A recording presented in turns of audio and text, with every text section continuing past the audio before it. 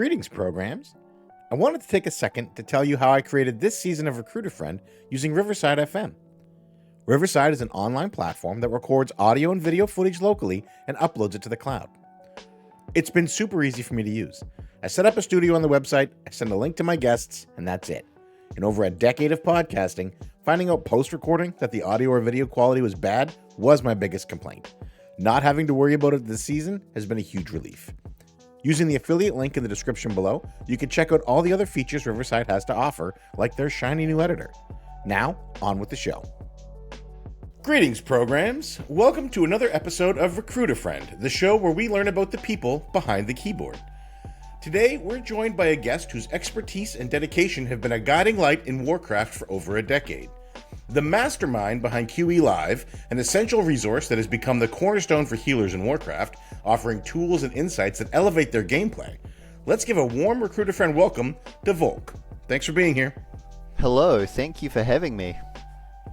Yeah, I'm very excited. Nice, me too. It's going to be an exciting show. I've had this on my calendar for a little bit, yeah. Woke up, got some coffee, straight into it. Nice. Yeah, we're at different times, so it's a bit earlier for you than it is for me. That's kind of nice. Like it's 10 a.m. It's not really too early. Oh, okay. That's not bad. Yeah. if I claim 10 a.m. was too early, then that's probably not going to be a very popular opinion. Yeah, no. Well, I don't know. It's a gamer crowd that listens to that's this. Maybe true. that is popular. Saturday morning, I guess. But no, 10 a.m. is perfect. Enough time to get out of bed and situate myself, yeah. Yeah, cool. Well, I want to jump right into it because I want to be cognizant of your time, and I know that the more interesting a show is, sometimes they can tend to run long. So we jump right into them. I suspect we'll have a lot of interesting topics with you. How did you first get exposed to the world of Warcraft?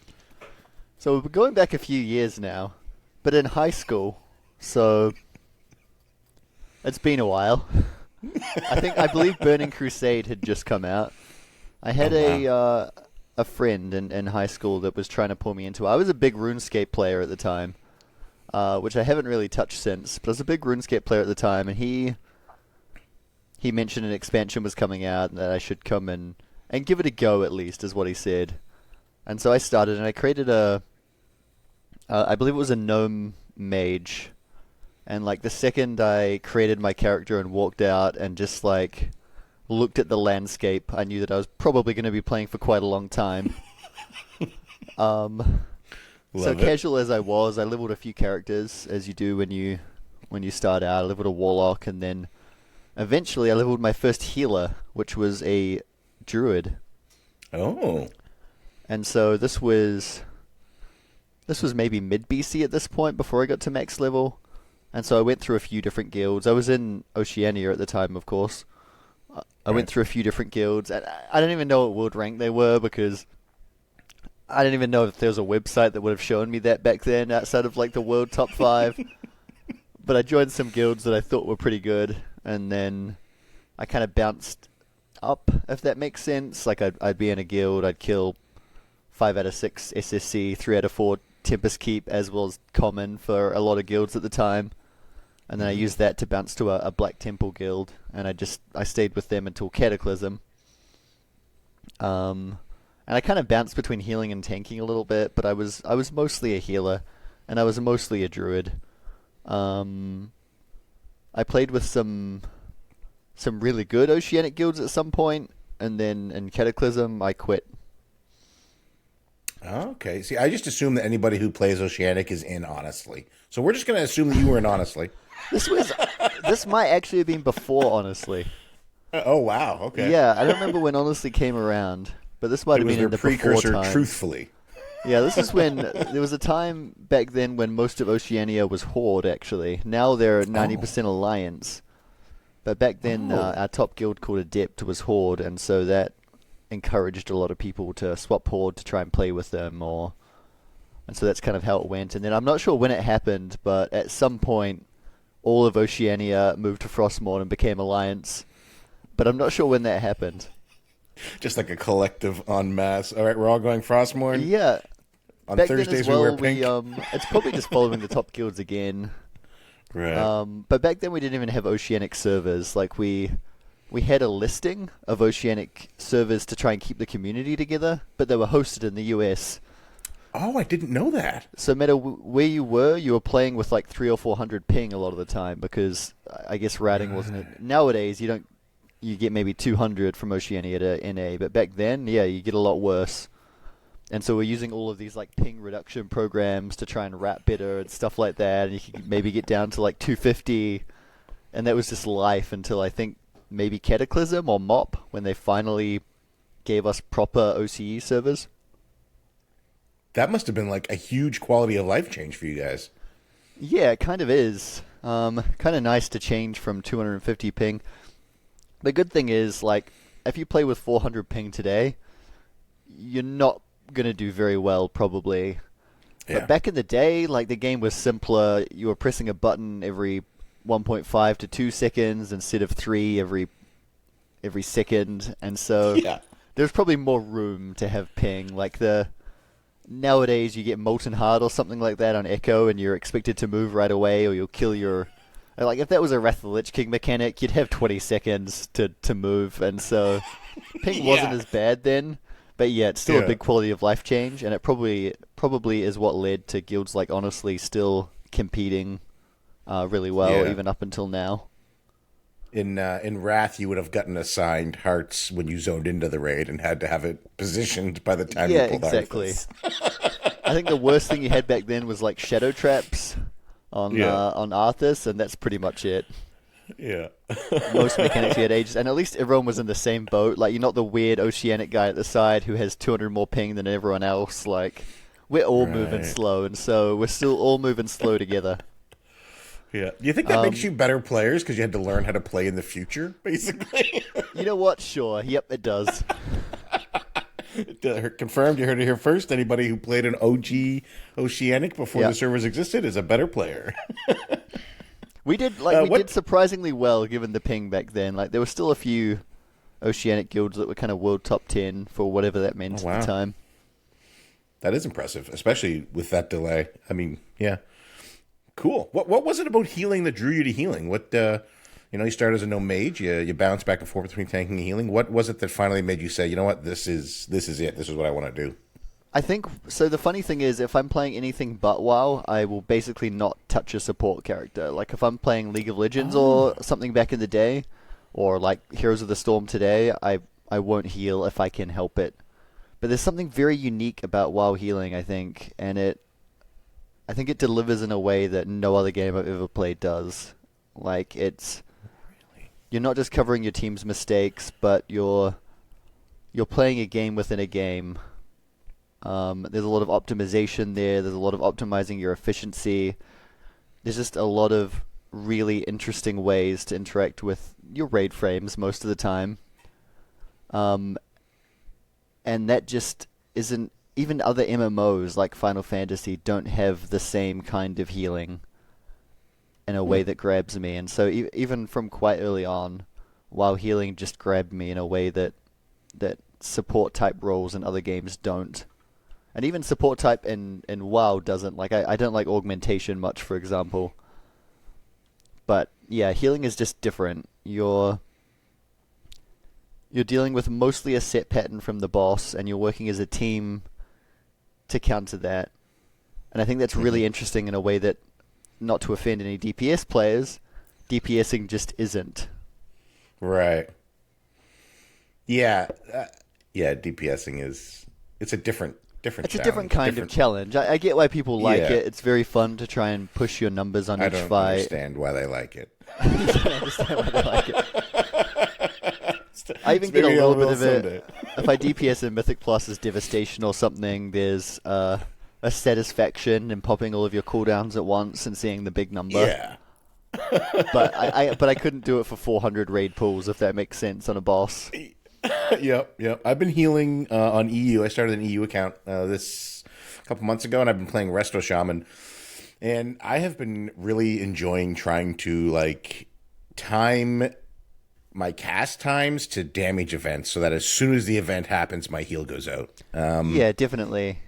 And that feels really nice. Like the good brain chemicals. Yeah, there's a lot of activate when satisfaction there, isn't there? Yeah. Or like, if a pool does go to shit, perhaps, not necessarily because people are standing in things, maybe we missed a mechanic and the punishment is heavy raid damage.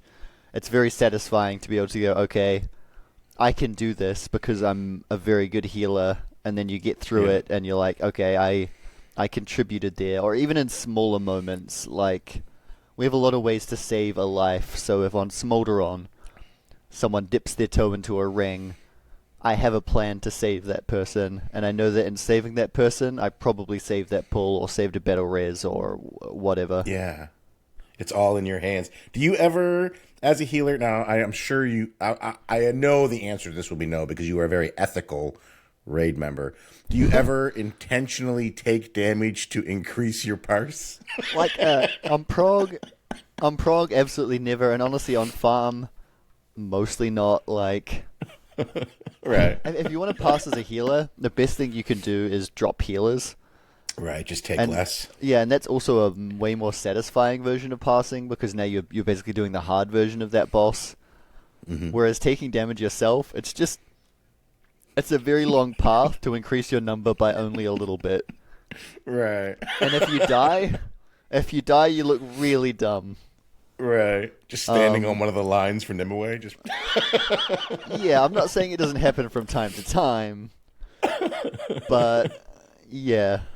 It's almost more fun on Deep Farm to work out what you can survive, honestly. Like, if I pop 3 different defensives here, can I eat this frontal or something like that? But you really have to be in Deep Farm because you don't want to slow the raid down at any point. Yeah. But yeah, I think dropping healers is the ideal because you also gain a DPS that way, so you're clearing faster. You get to show off a little bit by playing the hard version of the fight, and you don't have to grief yourself by standing in anything. Yeah, there was like some 2 heal Sark kills, wasn't there, at the end of Avarice? Yeah, probably. Yeah, you start to do some really fun stuff, especially like some of the guilds that are trying to top speed. Well, how do you top speed? You drop healers. Yeah. And so they get a very fun challenge. Sark was a unique one, and they accidentally nerfed the main damage in the fight by 33% by changing a number wrong. But, you know, it happens. Yeah, whoops. These things happen. Accidentally leave it up too long, and then you can't revert the change because 100 guilds have already killed it. Yeah. Yeah, we take those, though. We take those. Yeah, probably saved us 50 pulls on prog, but yeah. You know. So did you know, so obviously you were healing right away. Did you know you always wanted to raid at a high level? And like you raid at a high level now, but you're also like super engaged with high level content in your other roles, which we'll talk about shortly. So at the time I was a very different person, right? Like when I started WoW I would have been 17 or so. And so yeah, there's a competitive part of you that goes, all right, yeah, I'm gonna go as far up as I can and play with the best. But I think that it was a bit different back then as well. Like if you were a very good player, you could just play World Top 5 if you wanted to, whereas playing in World First Guilds now is, let's say, a different experience. And if you talk to people in the space, as you've done, you realize that it's a lot of work, but it's a lot of work doing mundane things. Like, I think the idea of getting into the raid first week and trying to clear the bosses is very interesting. I think the idea of doing 8 splits so that you can gain 2 item level is not interesting, because during those splits you're not really showing your skill so much, since you're really doing easy content for you over and over again. So no, I much prefer the role of advising if I'm useful, but not doing the splits myself. But certainly rating it like a cutting edge level is quite important to me, because I want to feel like I've done the hardest content available in that part of the game. And I'm honestly very lucky that that Euphoric, the 2-day guild I'm in now, is such a good mix of high performance and low raid times. Since that leaves so much time for other things. Yeah. Yeah, it is 2 day. I think that 2 day rating is a really nice sweet spot. And it's incredible. It's amazing to have found a team like Euphoric where the emphasis isn't on how let's be the biggest douchebags we can, but more it's on more let's have fun while we clear this raid, Yeah, quickly. definitely. And you Yeah. end up with really good clear times anyway because everyone's having a good time. Exactly. Everyone's Yeah. able to switch on. The skill level is quite high because the raid hours are low, which means you can attract a lot of very good people that want to raid less. Funnily enough, one of the guilds I was in almost directly prior to Euphoric was the complete opposite. We raided 25 hours a week. Oh my goodness. It was referred to as a streamer guild, and honestly, I have very few bad things to say about them. I enjoyed the guild a lot, but yeah, 25 hours a week. It was 5 hours a day, 5 days a week, because a lot of the people in it were streamers. So they're on anyway. Exactly, so they're on anyway, and Right. the world rank was, I'd say, decent. I'd say you probably have quite high expectations if you're raiding 25 hours a week. Yeah. But yeah, that was Yeah. a fun experience, and then I moved to Euphoric, and all of a sudden it's 6 hours a week, so I'm rating 20% as much for almost as fast progression. So it was a big Yeah. change. I gained a lot of hours in my life from that swap. Big quality of life increase. Big quality of life When did you increase. join Euphoric? It was in Battle for Azeroth. Okay. So I raided Oceanic through Legion.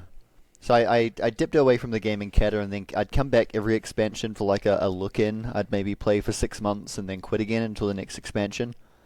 Legion is when I started again full-time, I'd say. Like, I stopped taking breaks. I'd just raid all the way through.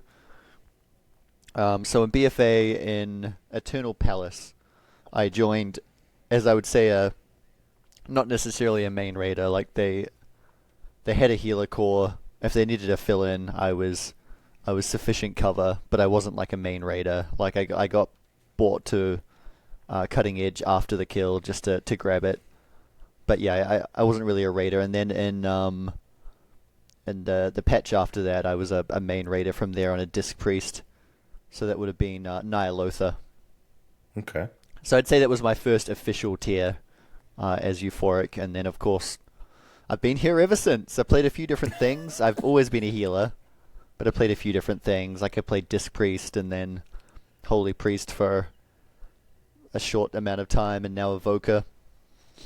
Which has been your favorite? Depends who's I more need likely you to be listening to this. Yeah, which Discord is going to hear this first? I think that my top three healers throughout the game, and my favorite for any given tier just depends on what changes they got, what tier set they're running. The top three Right. are Resto Druid, Disc Priest, and Preservation Evoker. And Okay. the order may swap. That sounds like a very safe answer for me to give. Yeah, I think that's a Right good now, answer. Preservation Evoker for sure. Like, I think this is not the most engaging Resto Druid playstyle I've ever given. And Disc Priest is tied in a cooldown reduction mechanic that isn't my favorite iteration, whereas I'm really liking Preservation Evoker right now. Okay. But also, I play all the healers a little bit. I work with all the healers a little bit. But yeah, those are probably my top three through the game. Okay, very interesting. So let's talk about why it is a dangerous answer for you to give to say which one is your favorite. You are a class guide writer. When did that begin? And what made you say, you know what, I am really smart and I know a lot about this particular role. I want to share that knowledge. So I kind of started early. Like, back in Burning Crusade, I would write like a little guide to Holy Paladin for my guild. And my guild, this is Oh, not a big wow. guild. This guild has like 70 people in it, right? And also, I was the only Holy Paladin, so I'm not sure who was actually going to read it. I love that. But I wrote it anyway. I And love then it. after that, I probably went quiet on the guide side for a few years. I was playing a lot of League of Legends at the time, sadly. Didn't write any guides for that. And then when I came back in Legion, I started my own site. For Resto Druid specifically at the time. And that was probably my first guide that went properly public. Like, it became one of the recommended guides in the Druid Discord. The guide writing atmosphere was a little different to now. Like there were fewer very good resources at the time. And so I created one, and I was still kind of trying to find where I was going to be most useful in the WoW community there. So also in Legion, I wrote some of the first Mythic Plus guides. Okay. And I hosted them on the same website. And Mythic Plus wasn't as big at the time. Like you didn't have a weekly Dratnos route, and you didn't have, like most of the major sites didn't have in-depth guide content yet. And so I put them together over maybe a few months. Like it was, I wanted to create a different type of guide. So they had a lot of pictures. They showed you the route by like stepping through each trash pool with pictures and a bit of a description about it. Very cool. And from there, Wowhead actually reached out and they said, "We like these. Would you like to do something similar for the site?" And so I did. And for a time, I almost stopped becoming a healer writer for a little bit. Like I still maintained the Resto Druid site, and I was still modding the Resto Druid Discord. But in terms of my main guide writing pursuits, I was mostly doing Mythic Plus related content. Oh wow! And I played a lot of Mythic Plus at the time. That was the activity outside of Raid, if I had many hours outside of Raid. And we pushed quite high at the time, but of course this is, like Raider.io is not even really a thing back then. Like it's just starting, and so yeah, like it's just different. Like we had some like world top 3 keys, whereas today like I'm nowhere near that. Right. And so it was the infancy of Mythic Plus, and I think that made it really fun to write guides for. And then if we fast forward to BFA, I'm still writing Mythic Plus guides for Wowhead. So I did the BFA Mythic Plus guides. And that's when I swapped from just guide writing. I don't write Mythic Plus guides anymore, by the way. That ended after BFA. Mostly because I understand the content is doing better than ever now. Yeah. But it stopped being my primary area of interest. Right. And I no longer thought... If you're not engaging with it at that level, exactly, then writing the guides for it, yeah. When I wrote my first Mythic Plus guide, I felt like I could provide one of the best Mythic Plus guides someone could write.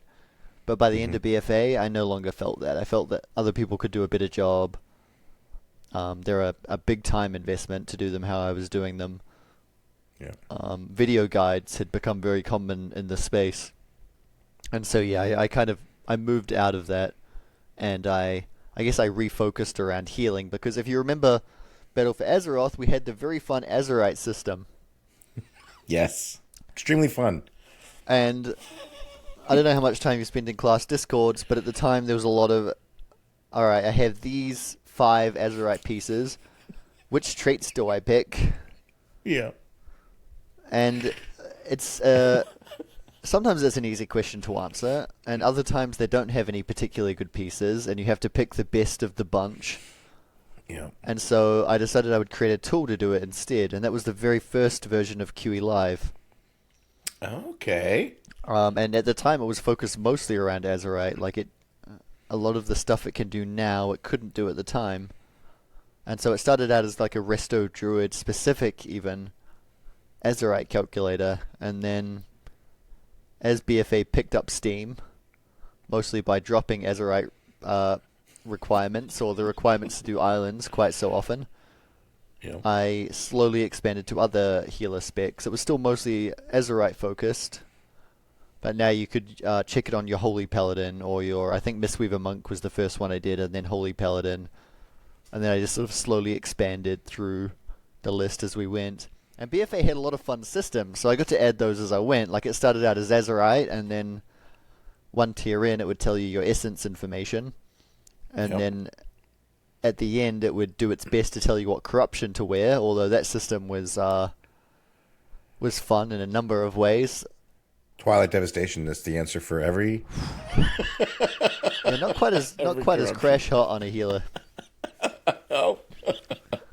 Not that stopped me wearing it. The corruption era was a lot of fun, actually. But yeah, I expanded to corruption, and also around the same time, I let it do regular gear too. So if you just had 2 random boots, it could start telling you what was better. And this was all like QE Live now is a proper web app But at the time, like, because I expected it to be a Resto Druid Azerite tool, it was made very quickly. And Right. so I wasn't thinking, oh, how will this look 10 years in the future, right? I'm thinking, how can I get this up in a weekend so that I can start helping people? And so I built it in a game engine that I was familiar with at the time. And so that took care of most of the visuals for me. The problem is you really shouldn't build proper apps in a game engine. And so at the end of BFA, I was in a bit of trouble because it didn't feel like a web app or something that could be serious. It felt like a weekend project. Right. And you run into all sorts of problems if you use a game engine to make a web app as well. And you lack a lot of, like, I don't want to go into Which too game many engine? I programming. have to ask. Which game engine It was was it? called Construct 2. Okay. It's actually a pretty good game engine if you want to make 2D games, but it's not so good if you want to make this kind of thing. And, like, Right. speed is a big problem too, right? Like, it works fine if you want to compare a bag of 10 Azerite items, but, like, nowadays people want to compare millions of sets. Yeah. And if you do that in a game engine, it's going to take a long time because it's not made for that. Yeah. And so in Shadowlands, I basically rebuilt it from the ground up using React, which is we'll just call it a proper web app. Mm-hmm. And so ever since then, it's lived a little healthier than the early days. But also, it's fun to look back to the early days and mostly go, "What was I thinking? Why did I build it in this?" But also, yeah, are there's you, just like are you a programmer by trade? I am. So I went to university for computer science, and then my Okay. first job outside of university was, I'd call it programming adjacent. Mm-hmm. But yeah, I've been programming since I was very young. Mostly making little games just for fun. And so yeah, Cool. I've been programming for a long time. This is my first proper React app. But honestly, once you can program, languages come together very easily. Like, it's very easy to learn another one. Yeah. Yeah, that's There can true. be some That's growing true. pains, and maybe it'll take you a little longer because you're not as familiar with the syntax at first, but they're all much the same until you get into some of the weird ones, which I'm never going to use in this kind of space anyway. Right. Are you the only programmer working on QE Live? Is it all just you, or have you So brought anybody in?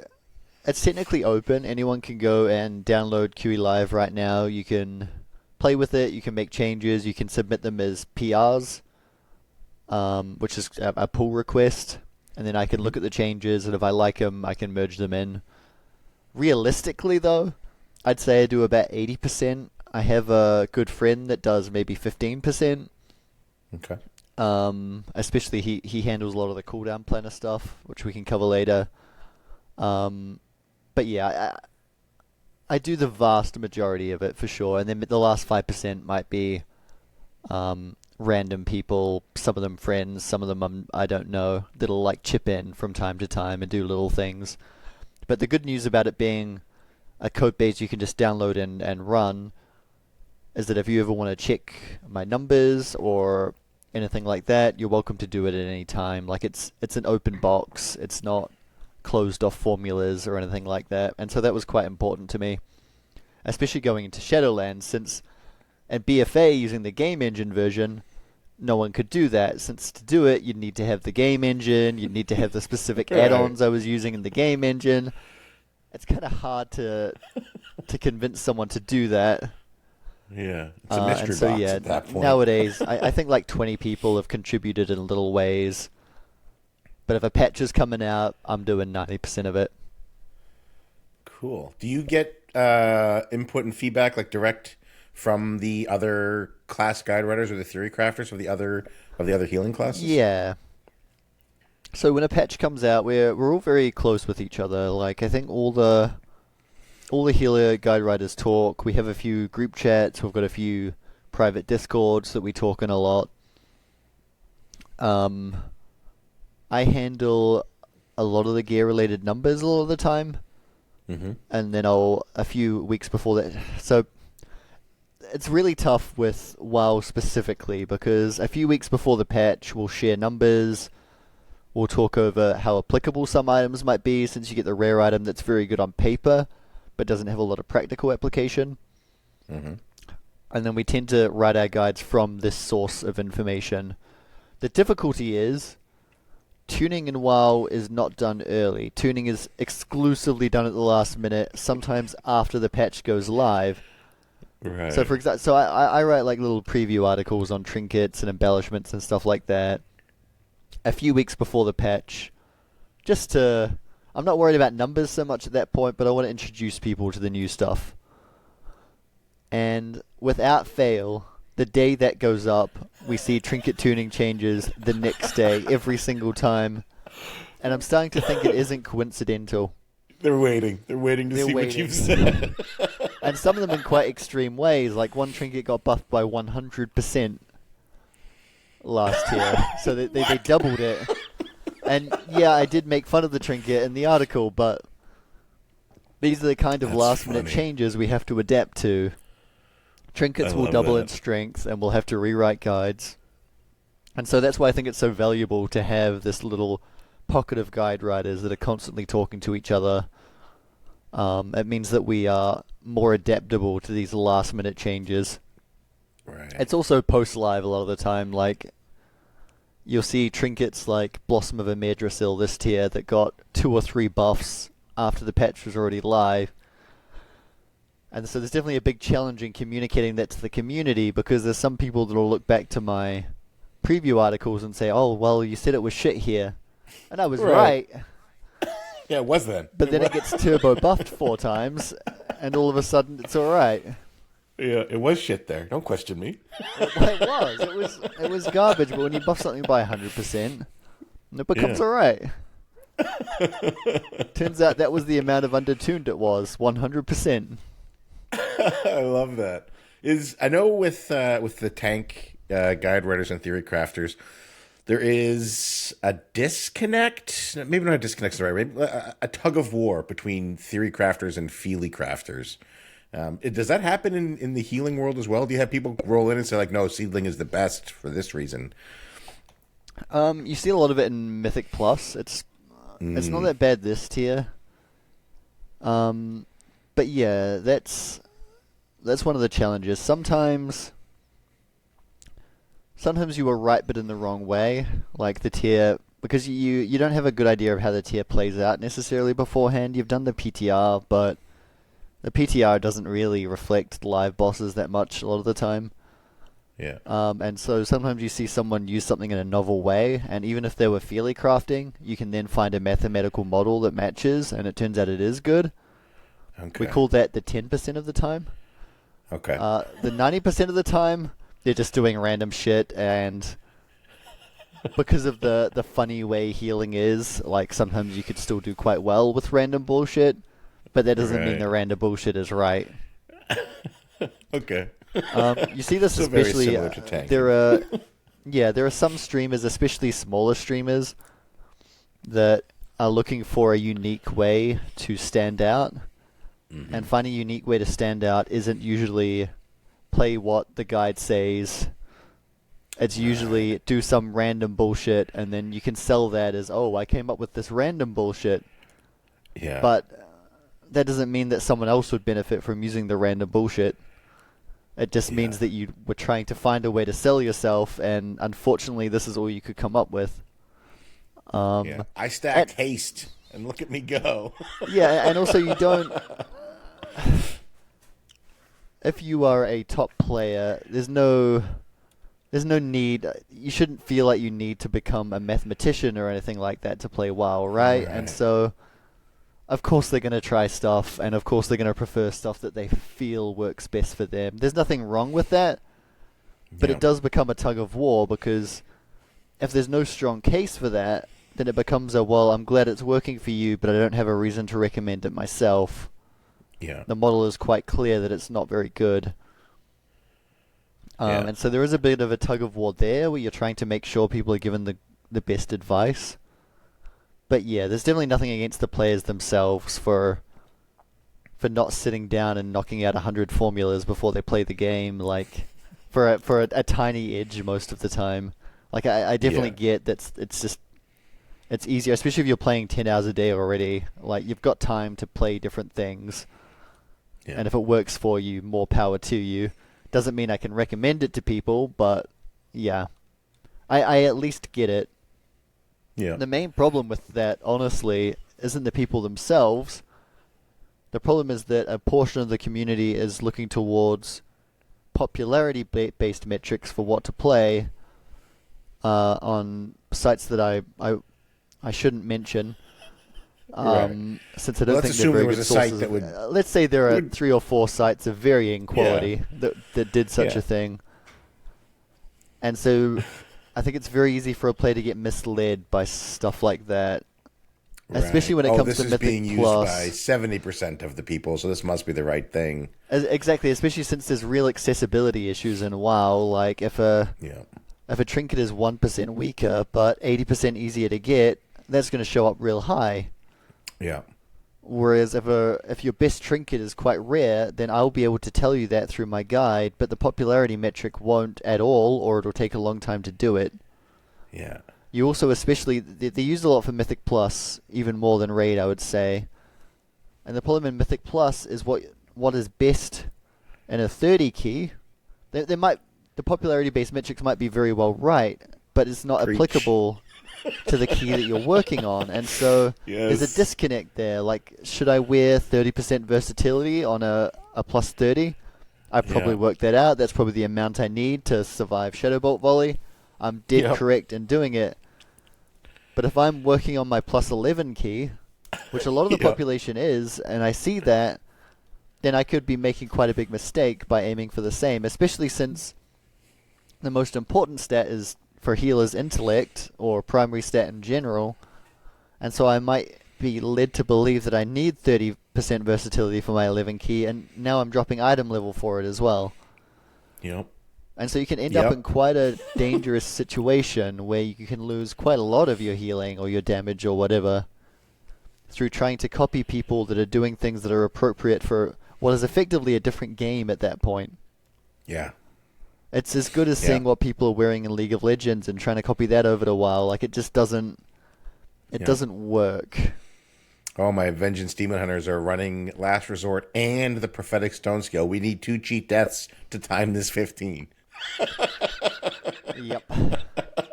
Can't be done without it. And so there is a bit of a battle there, because these sites are very popular, and I don't understand it. Like, I don't know if it's a problem with people feeling regular guides aren't updated often enough, or if they think that, which isn't true in most cases, or if they feel that the information just isn't on the button. But that's definitely a challenge that you see a lot. Yeah, I think it's a case of people, like you said, they look to a lot of these people that are doing keys at this level are streamers. So they look to these streamers to see what they're doing. Like, oh, they're doing it. They're successful. They're timing these keys. I want to copy what they do. But they're not seeing what those people were running when they were doing their 15 to 20s. You know what I mean? For sure. And there's also an issue where if you're watching the stream, fine, you can see what people are using. But if you're looking on something like Raider.io, that might not even be what they were wearing. You see it when they did the you see it very commonly where they'll log out and raid build, and then that'll show up under their key. Yeah. And so you get people saying, "Oh, we're using raid build and Mythic Plus now." No, just the system didn't tell you what they were actually wearing, and it can't. There's no API for that unless you log the run, and you were led to believe, and which I think is a pretty poor case of UX. You were led to believe they were wearing something they weren't. Yeah. Yeah, it's an interesting push and pull to try and figure that balance out. For the majority of WoW players, the overwhelming majority, the guides on Wowhead are going to be your best play, because they're written. I assume they're written. You're not writing guides for the World First Raiders and the MDI winners. I don't suspect that Ellesmere is going and checking the Wowhead guide to see what talents he should play. Hey, maybe he should. All right.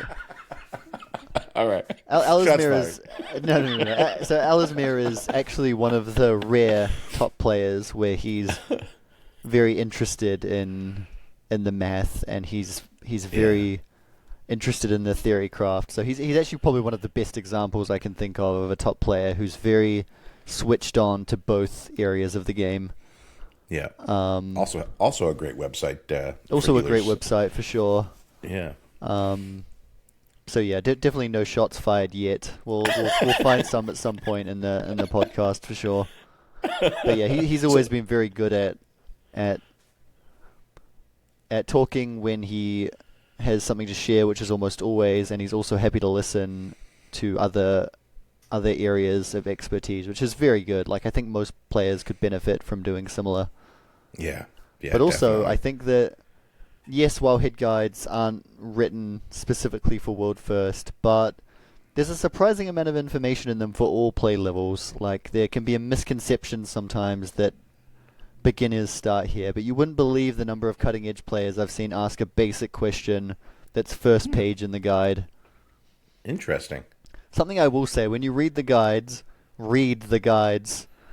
you wouldn't believe the number of times I've seen someone say, okay, this is the Wowhead build, but when do I swap this talent?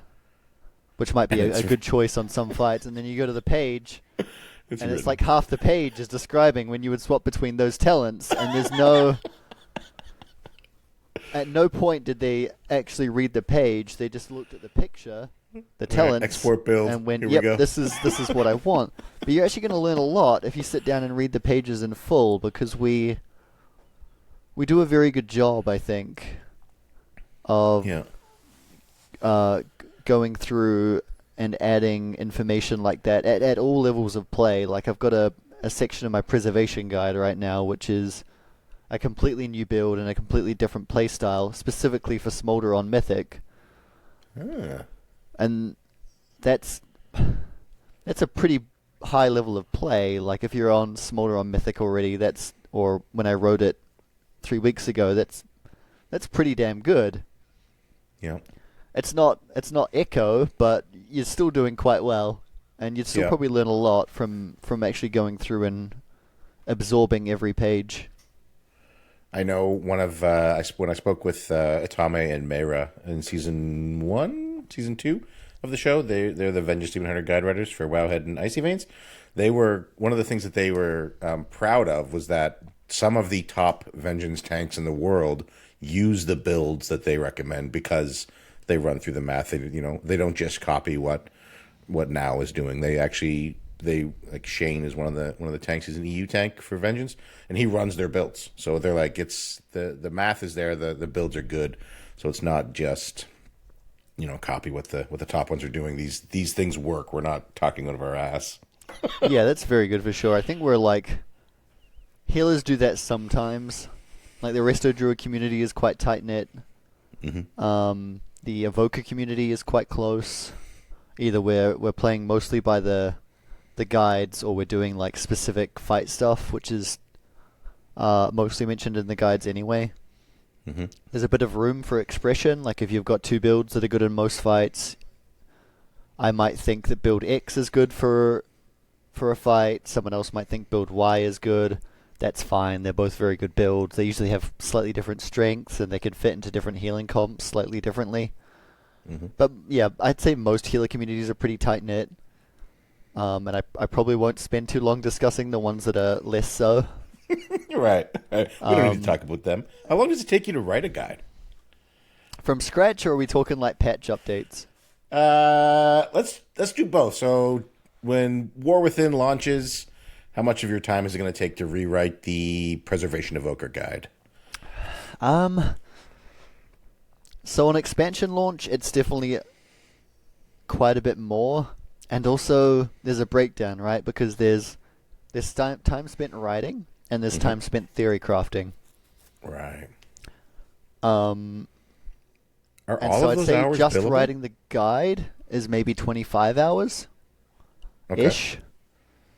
But there's a lot of theory crafting that goes into that's hard to put into time, because we start early just to get our models set up.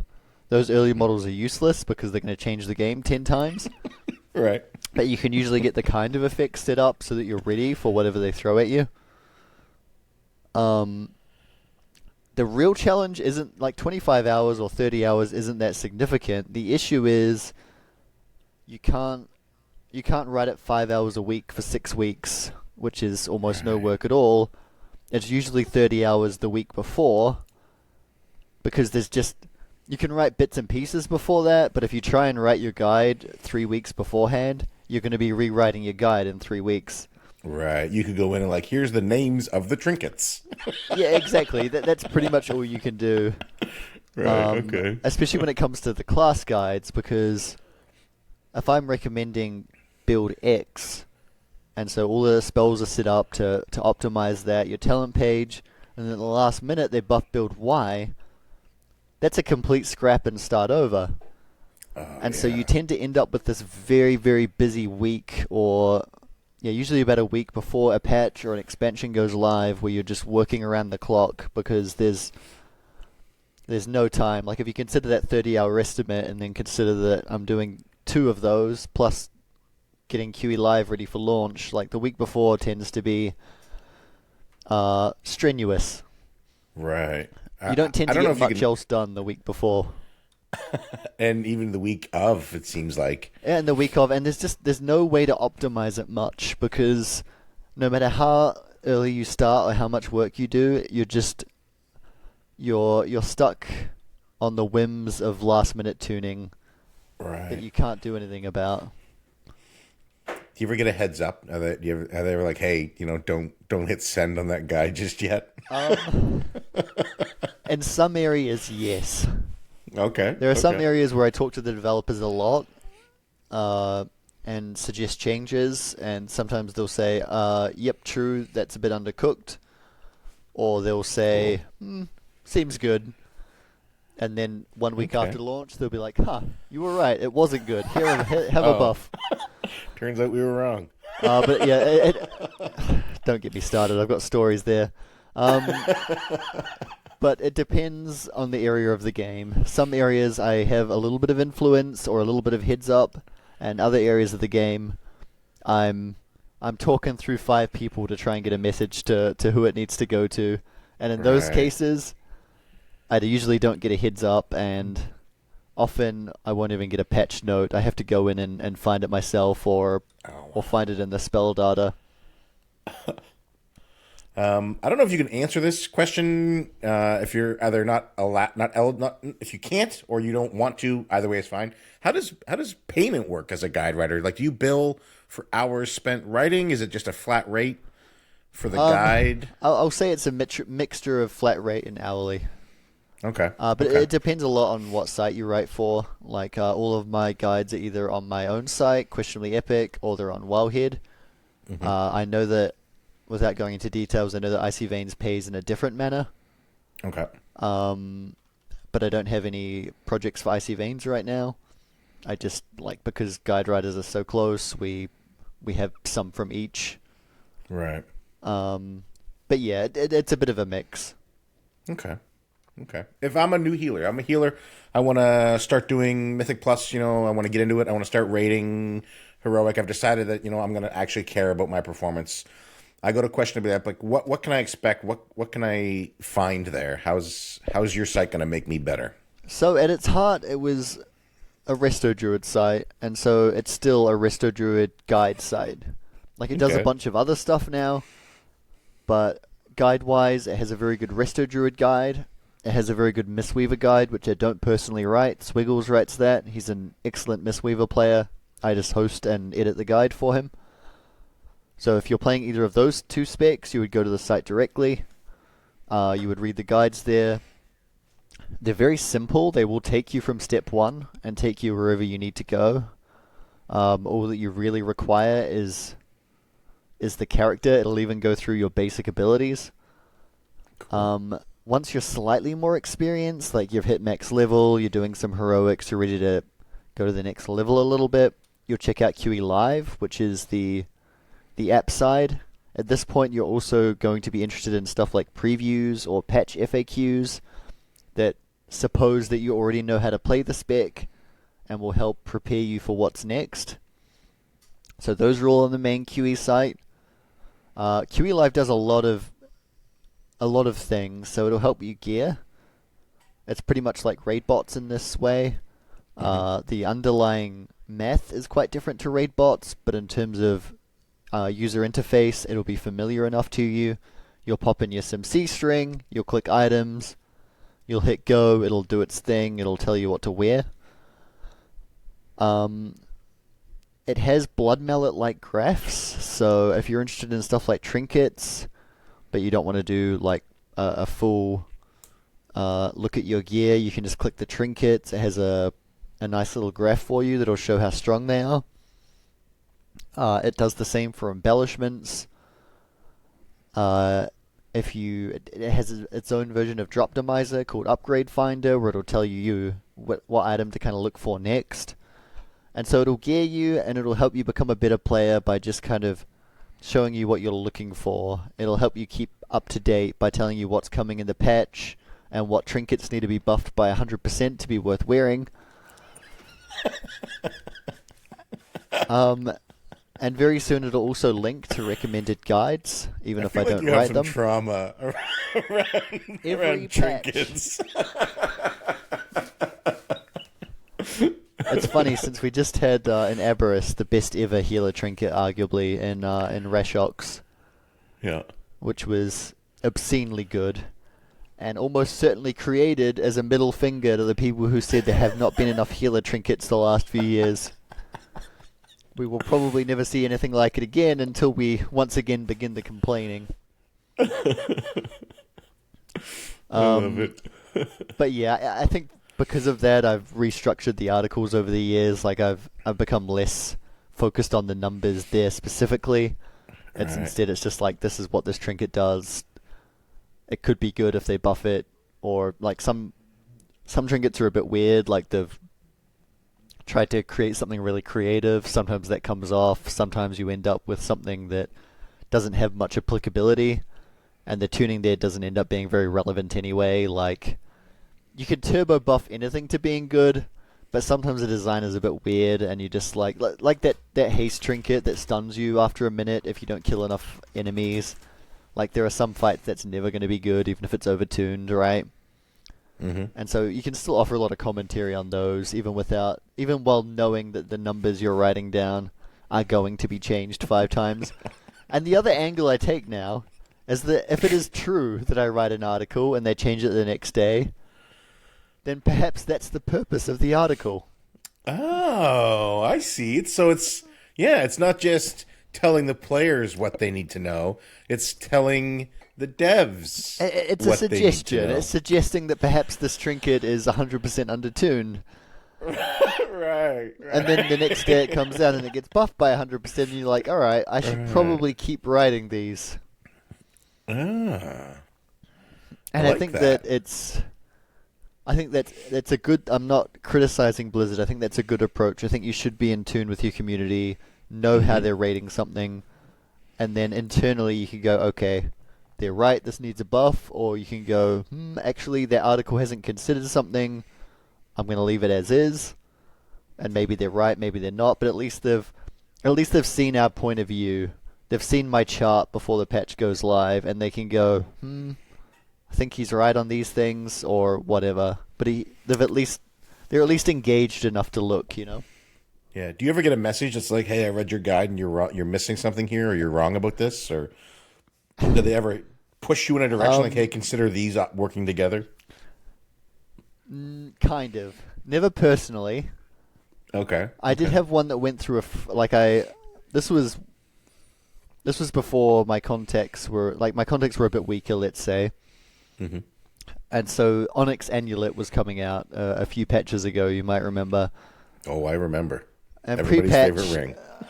It took a lot of time to do this, to do the math on this, since there's so many of the gems and they can combine in so many ways. So you need, I needed to write a simulation effectively that could test every set.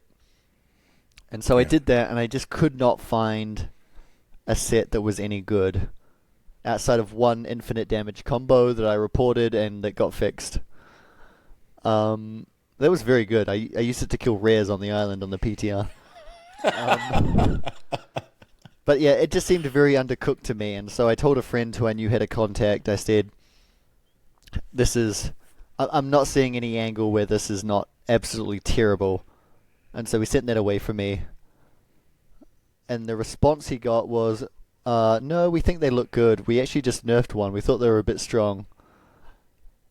And I couldn't believe it. I was like, "All right, well, is there any chance you can just like grab some math? Like, I'm not understanding the modeling that led to this."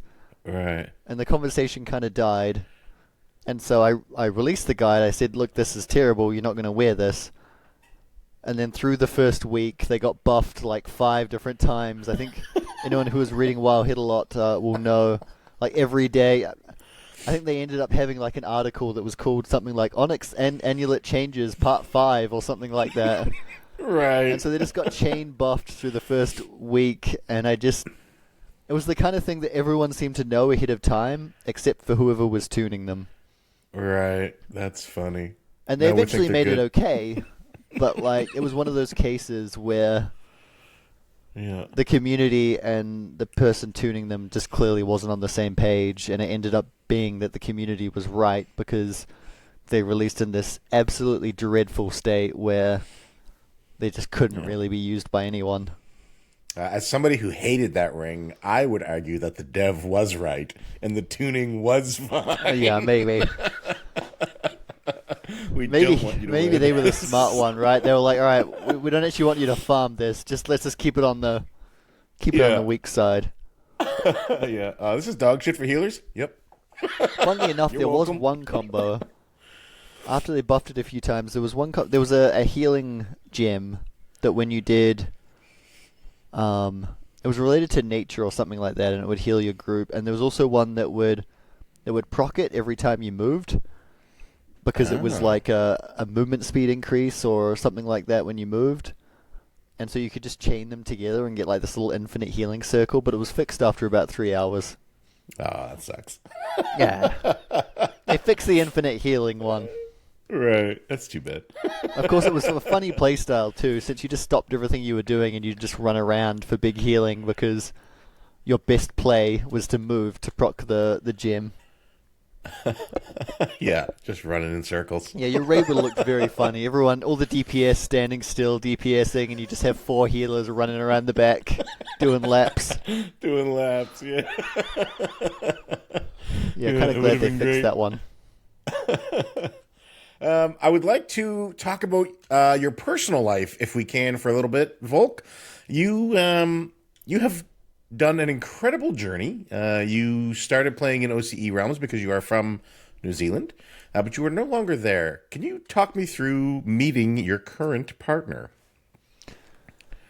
Yeah, so that's another WoW-related story, and also one of those like incredible chances. Right, because we met on the Resto Druid Discord, Dreamgrove, Mm-hmm. and so we would both post a lot at similar, as similar an hour as we can be, being from 2 completely different time zones. And we ended up getting pretty close, and eventually we started moving outside of WoW. We started playing games like HOTS together, usually with a few other friends as well. And we kind of just couldn't quite pull away from each other, I think. Like we would start doing little things in WoW together, but like Heroes of the Storm for sure, we would play a lot. And then eventually we decided to meet in person. This was all... It's a few years ago now, because time goes incredibly quickly, as it turns out. We do still play HOTS, though. We decided to meet, so we ended up meeting in Paris, because it was a decent, like, midway point, if that makes sense, for us. Mm-hmm. I think it can be different if you're meeting someone who lives in a different country and you're going to their country specifically. I think a neutral location is really nice for that. And hey, I hadn't been to Paris before. Two and for so one. we kind If of this whole thing falls through, at least I get to see Paris. That's not exactly what was going through my mind, but hey, it very well might have after if it went that way instead of the way it went. Right. And we did a few little places in Europe on the same trip, and then we ended up meeting in person a couple of times. And we went to BlizzCon together for a couple of years in a row before it changed.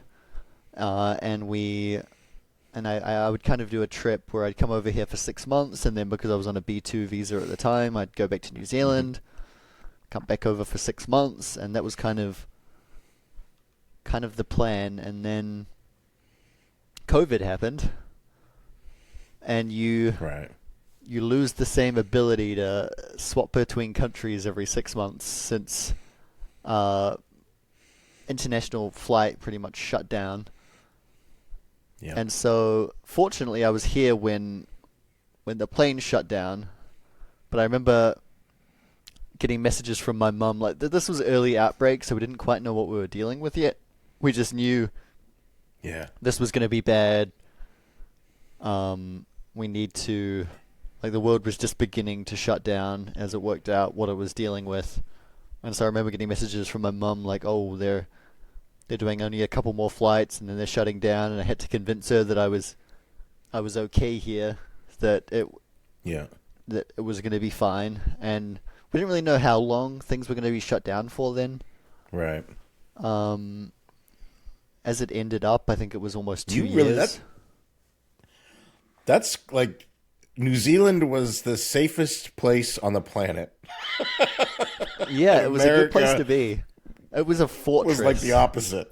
Like, you could not get into New Zealand. You could not get out of New Zealand. Like, it was the COVID fortress. Yeah. Like, if you wanted to come in, you had to be a citizen, and then they would put you in a quarantine hotel for 2 weeks. Like, you weren't allowed to leave the hotel until your quarantine period ended, which makes it really crap if you just want to go back to visit family for a little bit, because, I mean, most vacations are already only 2 weeks or so. And so if you have to spend 2 weeks in a hotel, either you're gone for a month or more, half of which you spend alone in a hotel with a whole bunch of other people that are probably sick. And so began COVID. And we kind of got lucky there, because I could easily have been stranded in New Zealand by the same token. Like, if it had happened a month later, or a month-ish later, maybe 2 months, I would have been in New Zealand, and there's no way to take a last-minute flight out because I would be breaking my visa. When you leave the country, you got to stay out of the country for a certain amount of time, and I doubt anyone at the border was going to listen to, well, stuff's shutting down, and I kind of want to be here instead, so do you mind? Yeah. And so in that case, I forgot my keys. Is it okay if I just forgot pop in? something. Do you mind if I... Or I have to pretend to be a tourist. Do you mind if I just come in to see some sights during COVID? Like, it just... That wasn't going to happen. And so if I ended up going back to Fortress, New Zealand, I was going to stay there. Not out of choice. Right. And so, it kind of just... As COVID progressed, it became home more and more. Like, all of a sudden it wasn't, all right, when will COVID end and I will go home? It was just, this is home now. And of course I still wanted to go back to visit my family and stuff like that, but that could wait until international travel had opened back up. And I did eventually end up going home when stuff began to open up again. It was still horrible to travel since it was still late COVID, but at least Fortress New Zealand had opened up. You know, there was no quarantine hotels anymore, which I thankfully never had to face. They got a little more leeway. Yeah, I can't imagine that would have been fun. No, neither. Like, I don't mind a nice hotel stay, but it's a bit different when you can't leave. Right, yeah. I've seen there's a huge difference between I'm going to spend a couple of days in a hotel and I'm trapped in this hotel. Yeah, and like, I'm the kind of person that, while I do a lot of stuff inside, I like to be able to go outside for a run or for a nice walk or something like that. And if you saw the facilities available to you there, you're in like a little gated thing where you can walk outside technically, but you feel like you're you're in prison, being given your hourly walk outside, your daily 1 hour outside where you're caged in, and I'm not having a go at the system they used since it was very effective, but at the same time, Yep. I don't want to be in there. Yeah, exactly. Yeah, and so we ended up getting married, and honestly, I kind of just never left, and thankfully that was okay with her. Yeah, that went too well. That could have gone sideways. I think we just kind of knew for us that it was going to be good. Like, I don't think at any point we were worried that, and I know that COVID was a challenging time for some couples, since there are some that don't really spend that much time together and then are forced into the same place for a time. But we never really had that concern. Like, we probably got better over COVID. Like, I think we appreciated the extra time together in a way that not all couples would have. And so while it was because it was a very high stress time on a lot of relationships. It was a high stress time. You're around each other all the time during a high stress time, but that was fine for us. Like, that made us stronger rather than the opposite. And it was nice, since like she works from home now. She didn't really pre-COVID, so I mean this works very well for us. Right. COVID was for the rest of the world not so great, but for you guys it seems specifically to you was a benefit.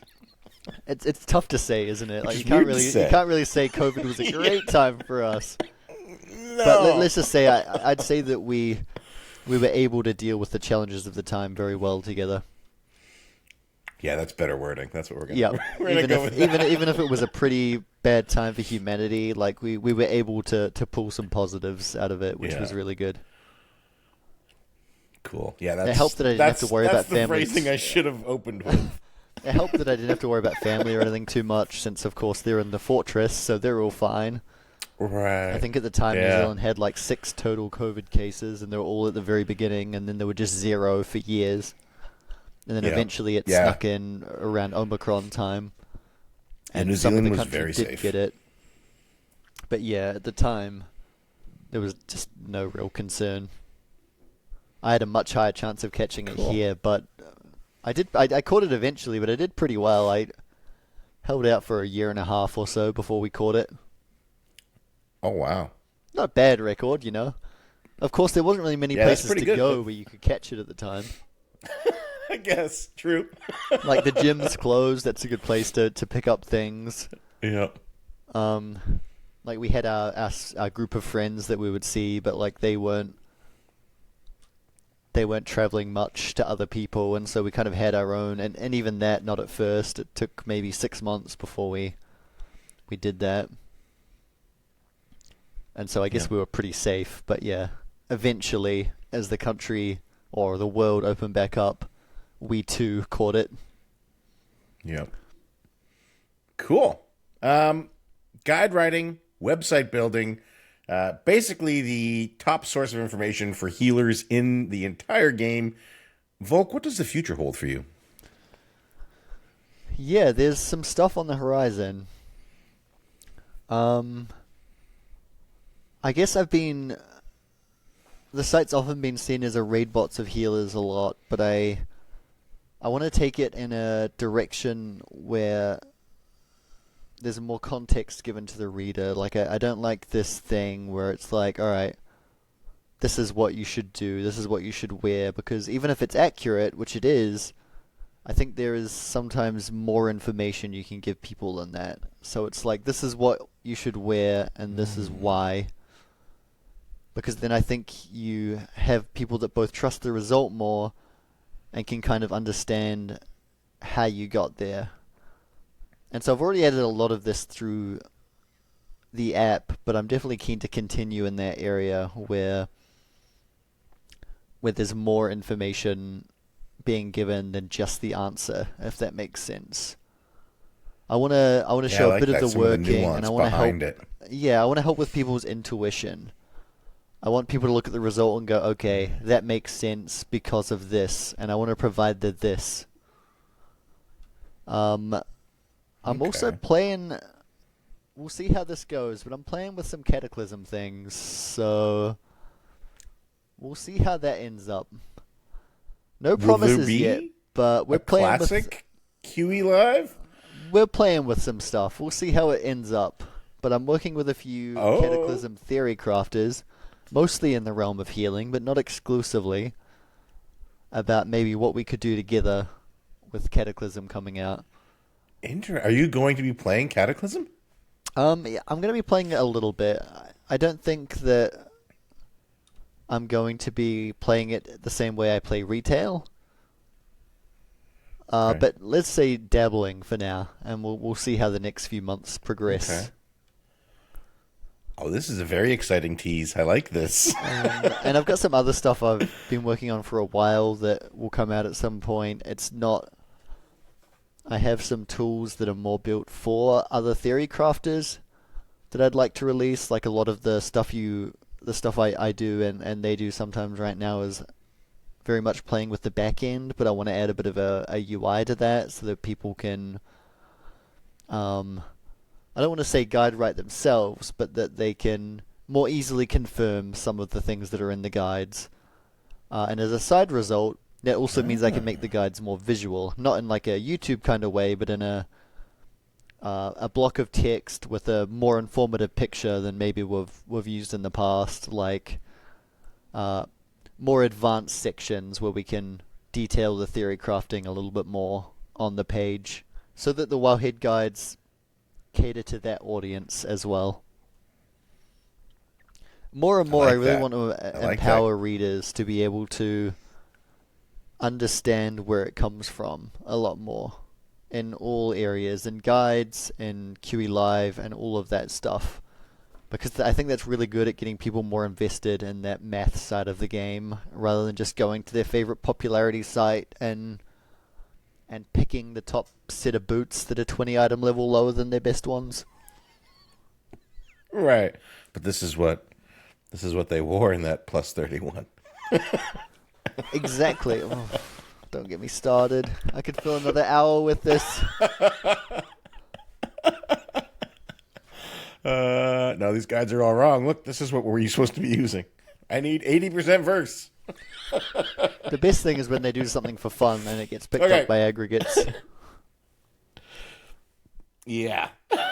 When they're just Yeah. messing around, like even Or they they're don't just think it's memeing. good. They're just memeing. They're just trying something. Like I've done it back in Legion. I Yeah. would do full dungeons using only my worst spell, like as a joke. You'd put on every button on your keyboard and just see how far you could get. I did runs with no gear on at all. Yeah. Like I get it, but back then we didn't have aggregates, and if we did, they would have got some stuff from me. Hey, sorry to interrupt, but I have to tell you about this season's sponsor. Ember Creative is a studio and agency dedicated to making life easier for streamers. They've helped me shape Recruit a Friend through brand design, video editing, and social media management. But they do so much more than that. Literally anything you need. If you're looking for a team capable of diving deep to help you achieve your goals, however big or small, call them. Also, they're fairly tolerable human beings. Ember Creative. Content ignited. Yep, that's funny. Voulk, we end every episode with a questionnaire. If you are ready, sir, I would like to ask you those questions now. Yeah, let's go. Okay. Question number 1. What is your favorite word? So I'm gonna go with Kia Kaha, which is a Māori word that means stay strong. It's technically two words, okay. but one of them is a particle. So I'm going to class it as one word for this. But yeah, Kia Kaha. Okay. What The city that language is that? it's in Māori, which is one of New Zealand's official languages. Okay. I'm also a little bit Māori myself. But Okay. it was about 10 years ago when I lived in Christchurch, still in New Zealand. We had a very big earthquake. Like we're talking similar to the Japan one that happened recently, where a lot of the city was knocked down. Like our entire inner city was rubble. Like we lost a lot of people to it, and like the power was out in most areas for like weeks on end. Like we were we were down really bad. And because of the size of the earthquakes, we had aftershocks that were some of similar strength, some that caused similar damage for a long time afterwards. And so like these are big quakes. And Kia kaha was one of the words that we rallied around because it's like a community sense of staying strong together, because you can't really handle an event like that alone. And I think it was a really good example of the community just coming out for each other. The few people that did have power would like set up extension cords so that they could put it on like a table out the front of the house, and people walking by could charge their phones or something like that. Clean water was difficult, so there was a lot of like sharing of water going on, because if you had the ability to light a fire, you could boil your water and then share that safer boiled water with everyone. Some of our streets would have like massive holes in them, not like a pothole kind of thing, but it is more of like a gap sufficient enough that you could look down the hole and see a car down there. Like, we're talking like really Holy big shit. like chasms here in the roads. And so there was this big sense of like the community just coming together to push through like some of the hardest weeks we've ever done. That's crazy. I never even heard about that. And so like, yeah, it was in 2011. We had a big one in 2010 that caused damage, but no loss of life, or no real loss of life. And then in February the next year, like 6 months later, we had another big one, and that's the one that knocked us over temporarily. Okay. And then We the persevered. aftershocks from there on were crazy. Like, you could tell who was local and who was just visiting the city, because a big earthquake would go off, and you'd see the tourists all jump under their chairs, and the locals would just stay sitting because this was aftershock number 1024, and you just don't stop your day anymore. Yeah, it's nothing. Yeah, it's fine. You think this is big? Yeah. This is not even big. And then That's great.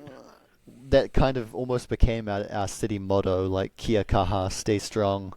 And so whenever anything happened, that's what we would rally around.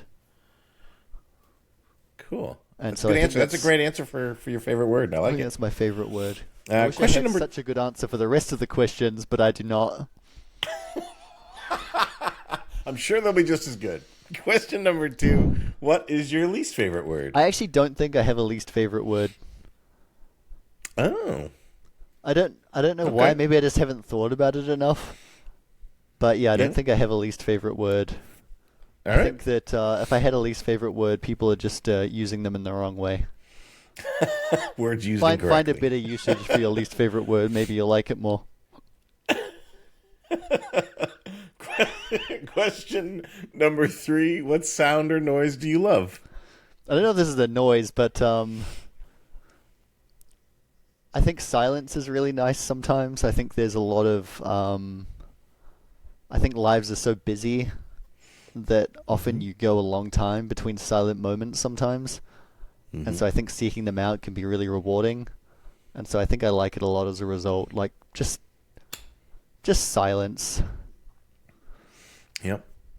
I like that. Question number 4. What sound or noise do you hate?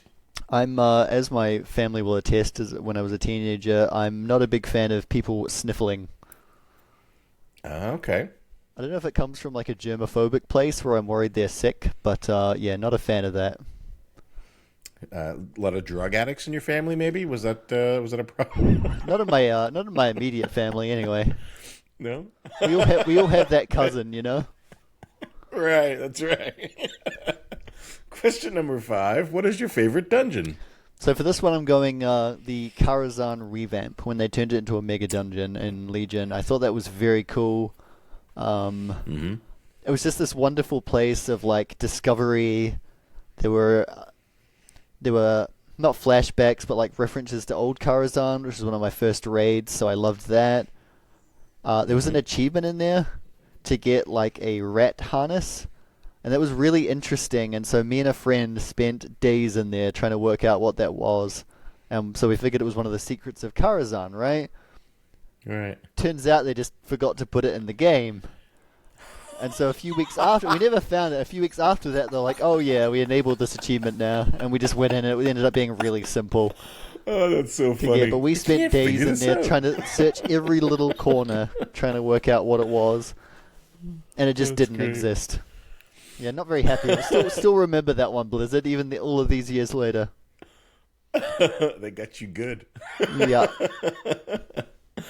Question number 6. What is your least favorite dungeon? I have a few least favorites. But I'm going to go with The Other Side as my least favorite. I think thematically it was awesome. I think that Mythic Plus ruined that dungeon for me forever. And honestly, I feel this way about most very long Mythic Plus dungeons. Like, if I was in charge of the format, I'd probably make every dungeon in that 20-minute range, since I think that's much better for bite-sized content like that. So if I see a dungeon that has a 45-minute timer and I'm expected to spend 45 minutes in there, I'm out. And if it's even worse if it has a key piece of loot, since DPS are going to want me to go in there and do it, and I'm going to want to help them. Yeah. And that's going to be a real old slog. So I say The Other Side, but really I mean all dungeons that are 45 minutes long in their Mythic Plus version. That's fair. And there was a tank trinket you wanted in there. Yeah, there was DPS trinkets in there. Yeah, there was that mystery box or whatever that DPS really liked. I forget what it's called. Yeah. A 3-minute one. IQD? IQD, that's it. Yep. Yeah. Inscrutable quantum device, I think. Yep, that's right. Yeah. Yep. All right, good. There we go. The memory's firing. Number 7. What is your favorite curse word? All right. This is probably a common choice, but there's no curse word that's quite as emphatic as fuck. Excellent choice. And it's flexible. If you're creative, you can fit it into every single sentence. It's a bit sexier than other curse words. It has so many different formats that you can turn it into. I think it's just a clear choice, and I think there's no real second place. Like, I think if you need one curse word, that's the one. Yeah. I'm sure definitely. I've dropped it a few times through this session, even without realizing it. So I spent 14 years in the Navy, so I don't even hear it anymore when people do. Yeah. So if you did, I didn't notice. Don't worry about it. Question number 8. What is your favorite raid? Yeah, favorite raid is a real tricky one because there's definitely a lot of nostalgia for some of the old raids, like the original Karazhan. If you put it into the game today, it would objectively not be a very good raid. Yeah. But there's just something about it at the time. It's most people who played at the time's first entrance into raiding. It's an approachable difficulty, and just like Mega Karazhan, it has a really cool theme, right? Like it's sprawling. You've got shortcuts you can unlock. Most of the bosses were very good for the time. You can do it with 10 people, so it's easy just to go with your friends. I like some of the newer stuff too, stuff like Nighthold, or especially the back half of Tomb of Sargeras. But yeah, I'd probably pick Karazhan if I had to pick just one. That's a good answer. Tough. It's tough because honestly, I don't dislike many raids. I've liked a lot of them, and even the ones that most people consider unenjoyable, I would consider pretty good. Like this expansion, for example, I liked Aberrus a lot. I liked Voulk a little bit. Amedrasil so far is pretty good. I hear the last 2 bosses are a bit more fun so far. Fun in quotes there. So far, Tindral has actually been pretty enjoyable, but I'll hold my opinion on Farak until I get to experience it on Mythic. Yeah. I am actually shocked at how Tindral hasn't become like an experience I dread. You know what I mean? Like, you normally hear like 400 or 500 pull bosses, and I think now I'm going to say Painsmith, but I enjoyed Painsmith because I was a tank then, so Painsmith was a lot of fun fight to tank. Yeah. But I expected Tindral to be like this slog of just misery, and it isn't that yet. It just goes very fast, right? Like it's fast paced. Yeah. It's mechanics vomit, and so they're all coming at you at the same time. But yeah, it goes fast. I think the fight is pretty fun. I can understand there could be some frustration when you're pushing for a kill, and everything in Phase 1 and 2 can still just one-shot your entire raid. Yeah. But Phase 3 sounds on the easier side compared to the rest, so I think I'll enjoy it all the way through. Yeah, and that's a good difficulty curve for it to have, too. It shouldn't just keep ramping up. Yeah, for sure. And I like think, that. yeah, that's tough when the last phase is the hardest and it's still 400 pools, so you've just... Yeah. Thankfully, they don't do that much anymore. Like, even fights like Jailer or Anduin, like, the last phase was quite a bit easier than the other phases. Razagath Phase 3 was pretty free. It feels like everything after Sylvanas, they were like, okay, you know what? Maybe making 3 extremely different phases that require a lot of pulls each isn't the way to go.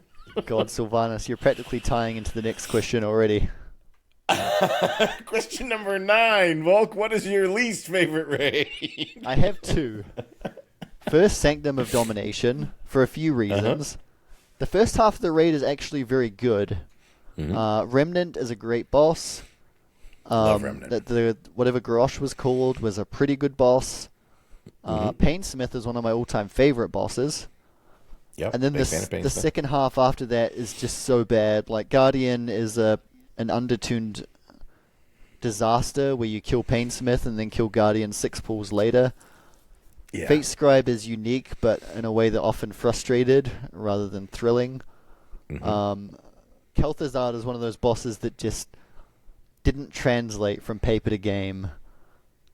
And as a result, it was just a very bad boss that they kind of had to hatch it in the end just to make it less cheesable, because on our first kill, like, you'd just AFK for 3 minutes waiting for your cooldowns to come back up because there was no reason not to. Yeah. And then while Sylvanas Phase 3 is actually very fun, especially to heal, Phase 1 and 2 weren't so much, and also the fight itself was so long that the fight just ended up being a slog to progress through. I think there would be a good fight there, but I don't think that they found it. And then, as a secondary reason, that raid also brought us Shards of Domination, which are probably number 1 by quite a large margin for the worst system ever added to WoW as external power. Like, I think they were really rotten, and I think that was kind of shown when they pushed. There were a bunch of changes they wanted to do to them, and then they pushed it live. And apparently that was an accident. It wasn't supposed to be pushed live. And so they pushed it live. I did the theory crafting, I did the guide updates, and then an hour later, they just hard reverted it all. Like it was a university project that someone had accidentally done while having a few drinks. And they never put those changes live again. Like, they ended up doing a completely different suite of changes a few weeks later. Right. And just on top of everything else, you could accidentally delete your level 5 shard entirely by dragging another gem into the slot until late into the patch. They were just the worst system, including Covenants, including Azerite. Domination shards are by far the worst system they've ever added to the game. And so having to deal with that during Sanctum just made it significantly worse. Yeah. My other least favorite all of that, raid... you get to relax in Korthia. Yeah. And also you got stuck in the patch for a bit longer than usual since they hadn't ramped up properly with the work from home protocols yet or whatever.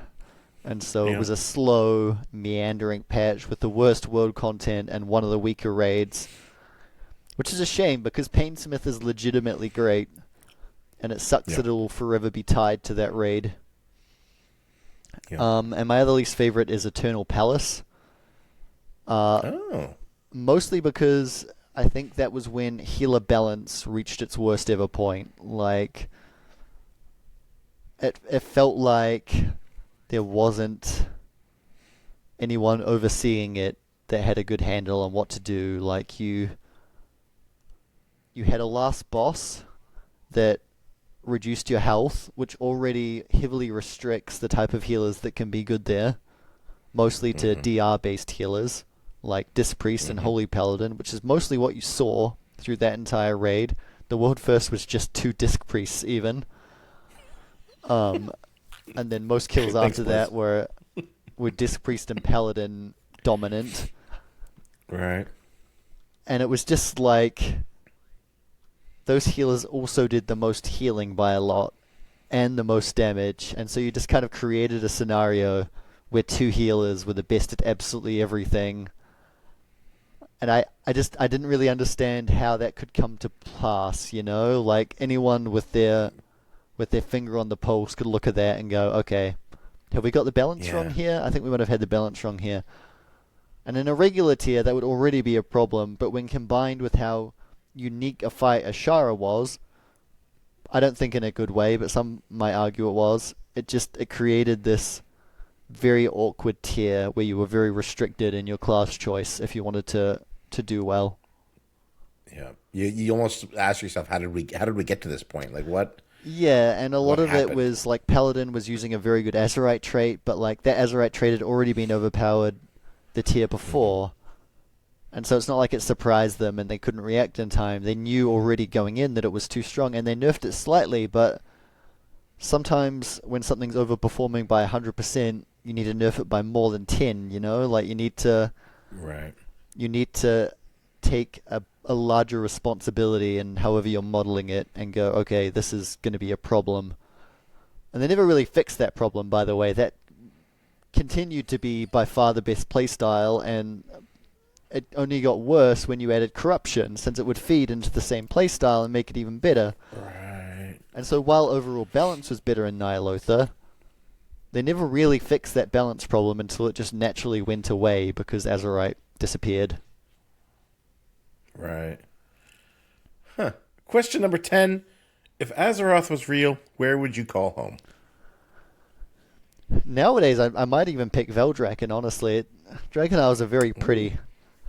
Yep. And they feel like the kind of place that might not be in constant chaos. Like with some areas, like the Broken Isles, you feel like you're really living in a war zone. Whereas Veldraken, like I think we've got some shit going down in Dragonflight maybe, but it feels like after Dragonflight ends, you might be mostly safe there.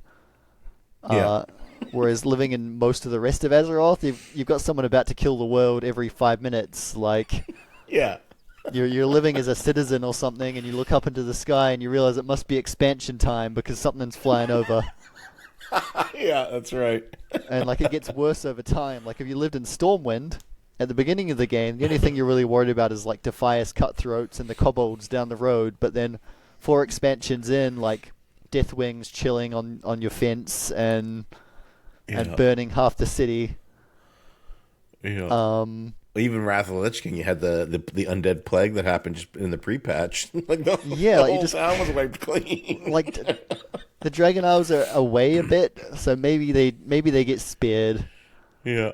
I'd also love like somewhere that. like Ironforge where you're next to like Khazmodan and stuff like that. They're just, as much as I was low key complaining about snow earlier, they're just so beautiful to look at. Right. In a way that reminds me of New Zealand in some places. Like you've just got these big mountains filled with snow. Yeah. I think I could be pretty happy there too. Yeah, Ironforge seems pretty modern as well. You get indoor plumbing, you get heating. Yeah, and you're basically a wartime bunker, so you'd feel pretty safe in there. So since like, if anything's threatening Ironforge, you either have to come in through the tram, in which case the aggressor is going to take ages, or you're coming in through the front door. Like you don't have a lot of options, I don't think. No, it's pretty good. Good answers. It's pretty good. Yep. Well, that is the show. Friends, thank you for following us and joining us on this journey today. Voulk, thank you so much for being here. Where can people find you? Oh yeah, I will. I'll grab some links, but you can always find me at questionablyepic.com. I have a Discord server as well that you can reach me at any time. You'll find links to that on QE Live and on the main site. You can also reach me on Twitter at twitter.com/QE_WoW. I am terrible at using Twitter, and so if you want to reach me there, I'll check in every 3 or 4 months or so. But if it's more urgent than that, then find me on my Discord server. You can also message me directly on Discord. My handle is just Voulk. You can DM me at any time. I'll get back to you whenever I'm able to. Cool. And friends, you can follow us on Twitter. We are at RAF_podcast. We do check more frequently than every 3 months. And you can subscribe wherever you listen to podcasts. And if you're inclined to do so, you can drop us a review. They do help the show get discovered. We've got more exciting guests lined up this season, so please stay tuned. And remember, in a world where you can be anything, be kind. We will see you next week.